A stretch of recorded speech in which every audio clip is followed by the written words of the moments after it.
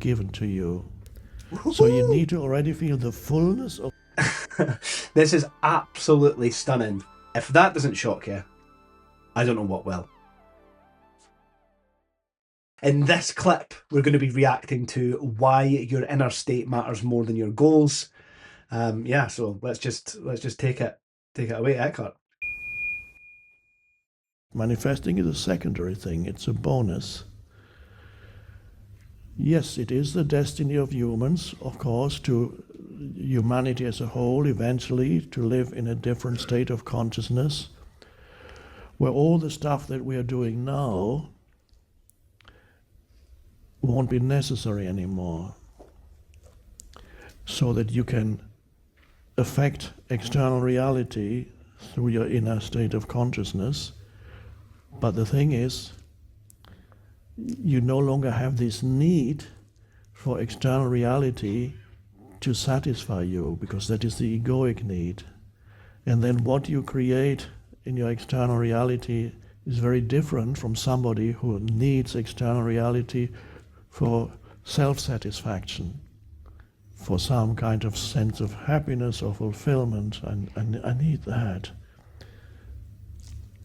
Jesus pointed to the future possibility that is in the next stage in human evolution when he talked about faith. Now that's an interesting word, faith. There are two words used in the New Testament or Bible, belief and faith. Now, and don't get it twisted up in don't get caught up in the Jesus, not Jesus, Christianity stuff, because I think that what Eckhart might be alluding to is a deeper message within the Bible itself, something that alludes to a all-pervasive spiritual truth as opposed to a dogmatic religious message, hopefully. They are confused, and people have misunderstood the basic message because there's a confusion between belief and faith. In some languages even it's the same word, but fortunately in English you have two words, and people don't understand, they're very different things.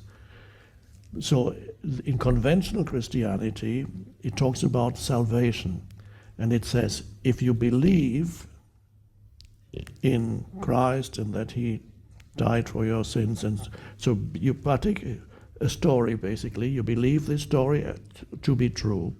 If you believe that, you're saved. Now belief is, to believe something to be true means you don't know if it's true, because if you knew it you would know it, you wouldn't believe it. I don't believe that there's a flower here, I know that there's a flower here. So belief implies that you don't know, but you're certain that it is the case. And usually belief refers to something that you believe in, a story or something you've been told, or the existence of something that you cannot verify. I believe in angels. Well, maybe you have seen them, but if you've seen an angel, then you no longer believe, then you know there are angels. If you've never seen them, you believe in angels. Now, faith is something different, and because of the confusion of faith and belief, the misunderstanding arose in Christianity that the belief in a story can save you. What Jesus said is, what saves you is faith. And he said, if you have faith, even as small as a mustard seed, you can tell this mountain, remove yourself from here to there, and it will be done. Now, what is... I think it's absolutely fascinating, the split between belief and faith. We get caught up on this server, right? PvPing with each other over different clan wars. Some people are Hindu, some people are Muslim, some people are Christian, some people are Jewish. And we all have these ideas, and some people are none of it at all. And we have all of these ideas on who's right, whose story is correct, whose version should we believe in.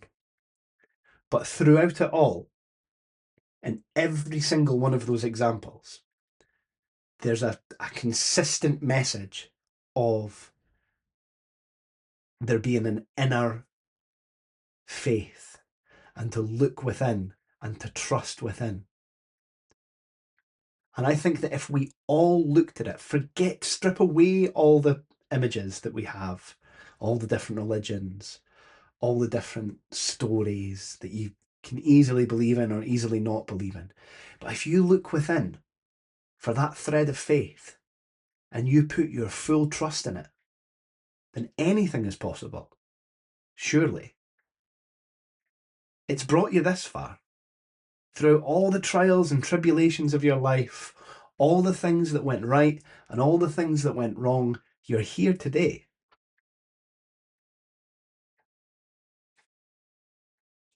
So what's wrong in trusting that you'll be here tomorrow? Just have some faith. Believe in it. It could all go right. That's very different from believing in a story. Faith is a deep sense of trust or connectedness. It's not faith in anything in particular. It's not a mental thing. Faith is not, belief is mental. A faith is to be rooted in being, and out of that being arises this enormous trust in life. And that really what we're talking about is the deep I. When you connect to the deep I, suddenly you feel rooted in something vast. That removes fear. And when fear is removed, you have trust. And when you have trust, that is another word for faith, that complete trust in this power that you feel that is not separate from who you are, but infinitely vaster than this little person. So you can sense that vast power in you, and sensing this power in you, which is consciousness that emanates from the source of all life, sensing that power in you is faith. It's not a mental thing. And so when you are connected with this power, then Jesus says in this parable, you can affect things in the outer world much more easily. And that is manifestation. Hi guys, look, I'm not going to keep you long, right? I'm just here to say, please follow along, jump on the channel, subscribe, watch some of my other videos, and give me some suggestions on other videos that we could react to together. I'm learning the spiritual game like you. I'm looking to kind of min-max my build and, level up my spiritual game. So if you're in the same boat, or if you're OP, if you're spiritually OP and you want to give me some tips and advice, then please let me know. We're all welcome here. Any shape, any size, any form, any video to react to that involves spirituality, hit me in the comments below. And also, subscribe to the channel and just send me a DM or whatever you want to do. It's all fair game. So thank you very much. Get back to the video. Another thing he says, when you pray for something, my translation is, feel that you already have it, and then you will it will be given to you. Woo-hoo! So you need to already feel the fullness of. This is this is absolutely stunning. All along, and I've not read the Bible, but all along, throughout the course of time,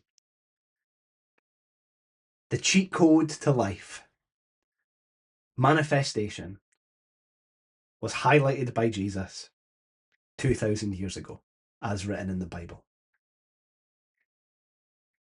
If that doesn't shock you, I don't know what will. Maybe you're a Christian, maybe you know this all along, maybe you've heard this quote, reading the Bible, and hadn't actually put two and two together before. But if you listen to any person who is an advocate for manifestation, they will all say a similar thing, which is believe that you, in order to manifest something, whatever it is, feel it within that you already have it. Don't think about getting the thing. Don't wish you had the thing. Anybody could do that. Feel in your heart, feel in your soul that you have that thing. Believe it, or have faith that you have it. And then don't just sit on that feeling, because then nothing's going to happen. Work towards that goal with that faith rooted deep inside you, and it will come. Jesus was talking about it as well. We get it so twisted. We look at the surface level of these messages about prayer, about faith, different books and texts. We look at all the surface level stuff, but when you look deep within, the message is everlasting, isn't it? Because people talk about this now. The same thing. There's no smoke without fire, so there's bound to be an element of truth in all this stuff. Life now, which is when you connect yourself to the deep I, in that you don't need anything anymore. Anything you could obtain is already there. So when you try to manifest because you think you need something, then you're not very good at manifesting, but you may succeed, but it won't make you happy, it won't satisfy you. But the power is in you, and so anything you want to manifest, you feel that power, which is faith, trust, as an immediate realization. And then you might have a mental image which will no longer be egoically determined. It won't be something that you think is going to satisfy you eventually, or eventually make you happy or famous, or make you into a saint, or become a spiritually evolved being. It's all future stuff. No, it's just an externalization of something that is already within you. So that power is the cream. The cream. And the external things are the skimmed milk.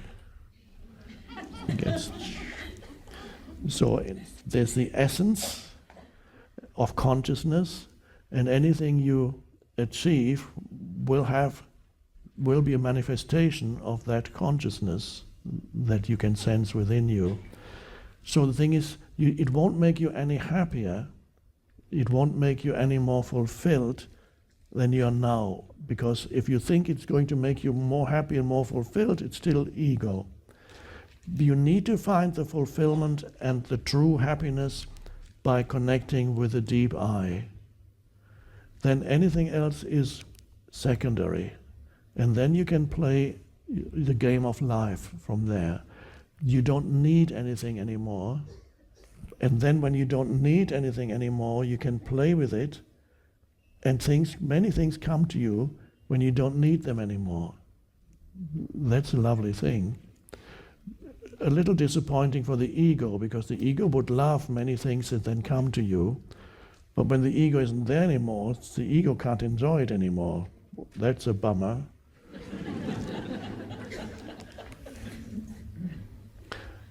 Also, when you achieve things or something comes to you, you don't claim credit anymore. That's one of the things that, again, the ego would love that, but when this power that is in you manifests, and through it you do something, you create something, you attract something, and there's no person says, wow, I made it.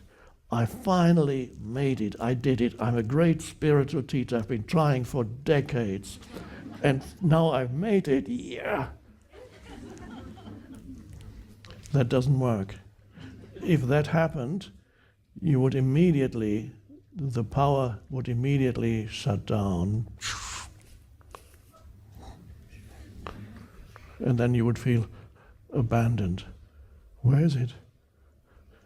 And then you would come and try and give a talk and say, I should be saying something, I don't know what. Or you just talk from memory. faith. So faith is a foundation also for manifesting things. If you bring a mental image to the feeling of faith, which is a connectedness with the deep I, and then you bring a mental image to it, then it's easy to manifest. So you manifest out of the sense of fullness of life, not out of a sense of lack, not out of a sense of needing something. If you need something, you can't manifest very well. You can still be successful now and then, but it won't make you happy. So the neediness, whether it's money or some other kind of achievement or success or relationship, whatever people want, if you need it, you're weak because you haven't found the power that is in you, because then you think there's something out there that will satisfy you. But if you don't need it, because you're already totally fine with this moment as it is, it couldn't be better because you have realized who you are in the depths of your being, then you can play with things.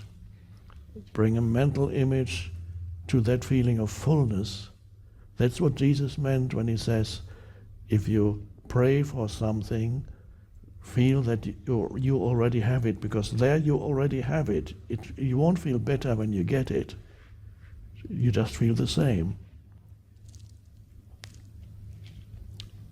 I don't feel any better now than I did when I was nobody. I'm still nobody, but people now think I'm somebody. But at that time, I was running out of money. I was writing The Power of Now, doing some counseling sessions, and having a bicycle for a time, and then somebody gave me an old car. It was fine to be nobody. I could go into a cafe, sit there, nobody recognized me. Of course not, because nobody knew me. And that was perfectly wonderful. I loved being invisible.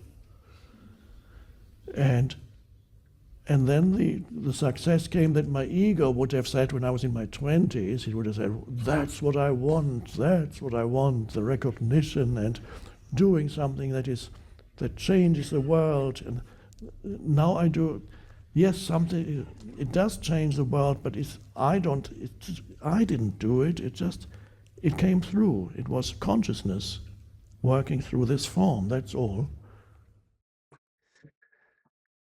That was a phenomenal short clip from Eckhart Tolle there. And I believe that it carries the message. Ultimately, we need to be grateful. We don't need to be grateful. We should be grateful for every situation that life puts us in. Because every situation, good or bad, ultimately is being given to us to progress us down a path towards destiny. And every day, whether it's a struggle, whether it's a beautiful day, whether it's somewhere in between, we should be grateful and have faith that it's taken us somewhere special. Thank you very much for watching along. Please like and subscribe if you like this, and please leave a comment if you'd like to see me react to any different Eckhart Tolle videos or any other spiritual teachers that you might know of. Thank you very much.